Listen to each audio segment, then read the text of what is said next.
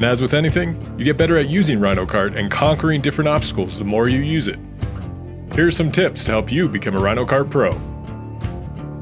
If you know that you'll be going over a threshold or an uneven surface, try to position the weight of the item you are moving toward the back of the RHINO Cart. By putting the weight of the item toward the back of the cart, you make it easier for the front wheels to roll up and over obstacles. Once the front wheels are up, the other wheels will naturally want to follow.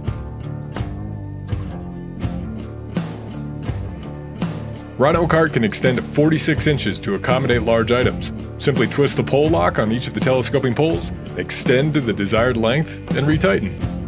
If you're moving an item that is larger than 46 inches, simply separate the skates of the RHINO Cart and place them under each side of the item being moved. Sometimes it may be easier to place your RHINO Cart under half of the item being moved to create a wheelbarrow moving method. This method can give you increased control and leverage in certain cases.